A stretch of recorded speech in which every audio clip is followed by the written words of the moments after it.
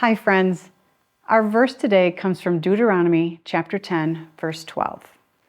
And now, O Israel, what does the Lord your God ask of you but to fear the Lord your God, to walk in all his ways, and to love him, to serve the Lord your God with all your heart and with all your soul? When I was preparing to reflect on this verse with you this week, I wanted to look at this verse in context of what was going on, and I broke it down into scenes. So if you're looking at Deuteronomy and leading up to this verse, our scene 1 takes place with the Israelites, the chosen people of God, being freed from Egypt. They were under the horrible rule of Pharaoh. They were enslaved to his rules and his orders.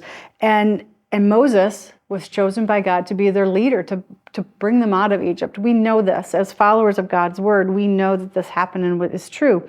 And the command was given to go gather your belongings. So they did. They waited for the time and God's timing, and they left Egypt with all their belongings. They came to this big Red Sea, and the waters parted, and they walked through it because God was going with them. So that's the end of our scene 1. People were enslaved. They were told to gather their belongings, and then they crossed through the Red Sea. Our scene 2 brings us to being in the desert for 40 years. 40 years, the Israelites wandered around. And during this time, the Israelites started to complain. I want this, I want that, I need this, I need that. And so God fed them. God kept their clothes from falling apart for 40 years. And he was checking their hearts by humbling them and keeping them in check with what his will and desire was for them, to love him first. When we go into scene 3 of leading up to our verse, we have Moses is away. He's been away for a while. And while he's away, he's meeting with God. And God is giving him instructions on how the Israelites should love God first and how to love others. And he writes it on a tablet of stone. And Moses turns around to go back to share with the people what God has for them. And he sees them worshiping this golden calf. Not exactly what he wanted to see after just meeting with God. After God had fed them, freed them, now they're worshiping somebody else. Like, it wasn't make sense. And in Moses' anger, he throws down the tablets that God had written on. So that's where our scene 3 is taking place. It's a humbling moment for Moses. It's a humbling moment for the people. And God says to him, chisel the commands on a stone again. And these commandments that we know of as the 10 Commandments are written and then saved for us to follow to this day.